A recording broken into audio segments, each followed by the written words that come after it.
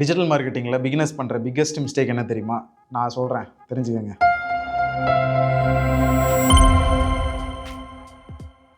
எந்த ஆடியன்ஸுக்கு எந்த பிளாட்ஃபார்மில் எப்படி ஆட் ரன் பண்ணுறதுன்னு தெரியாமல் கேம்பெயின் ரன் பண்ணுறது தான். பிகாஸ் எல்லா ஆடியன்ஸும் ஒரே மைண்ட் செட்டில் இருக்க மாட்டாங்க. சில பேருக்கு ஆல்ரெடி உங்கள் ப்ராடக்ட் மேலே இன்ட்ரெஸ்ட் இருக்கும்.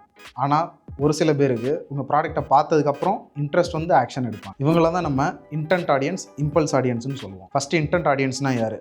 ஒரு பர்சனுக்கு ஒரு ப்ராப்ளம் இருக்குது, அந்த ப்ராப்ளம்க்கான சொல்யூஷனை அவங்க ஆக்டிவாக தேடிக்கிட்டு இருப்பாங்க. இவங்க தான் இன்டென்ட் ஆடியன்ஸ். ஆனால் இம்பல்ஸ் ஆடியன்ஸ் கம்ப்ளீட்லி டிஃப்ரெண்ட். இவங்க எதையும் சர்ச் பண்ண மாட்டாங்க. ஸ்க்ரோல் பண்ணிகிட்டு இருக்கும்போது உங்கள் ஆடாக ரீல் பார்த்துட்டு இன்ட்ரெஸ்ட் கிரியேட் ஆகி அப்புறம் தான் ஆக்ஷன் எடுப்பாங்க. இது ஒரு குட்டி ரியல் லைஃப் எக்ஸாம்பிளோட கனெக்ட் பண்ணி சொல்கிறேன். உங்களுக்கு பசிக்கும் போது கூகுளில் போயிட்டு பிரியாணி ஷாப் நியர் மீன்னு இன்டென்ஷனலாக சர்ச் பண்ணுறீங்க.